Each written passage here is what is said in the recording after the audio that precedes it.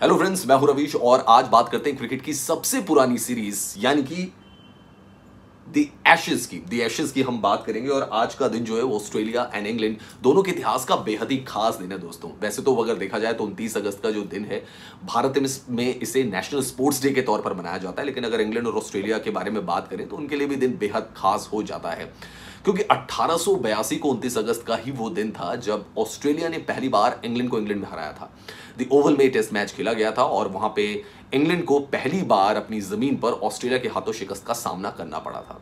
और वाकई में ये जो शिकस्त थी, ये जो हार थी इंग्लैंड के लिए एक बहुत बड़ा झटका थी दोस्तों। पूरा देश जो था वो सदमे में आ गया था कि हम ऑस्ट्रेलिया से हार कैसे गए।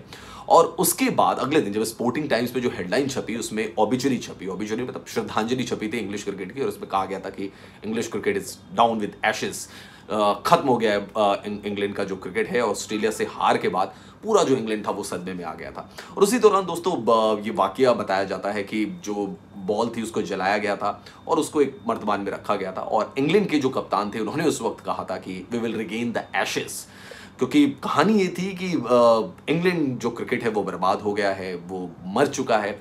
इस तरीके की ऑबिचुरी जो थी वो स्पोर्टिंग टाइम्स में छपी हुई थी।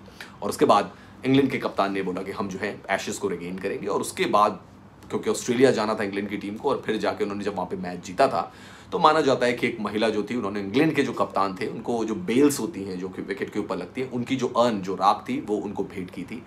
और फिर उन्होंने उस महिला से शादी भी की थी। तो वही कहा जाता है कि वही जो है वो एशेज है। और एशेज देखिए आप, है बहुत छोटी ट्रॉफी, लेकिन ट्रॉफी बहुत छोटी है, इसी के अंदर अर्न रखी होती है।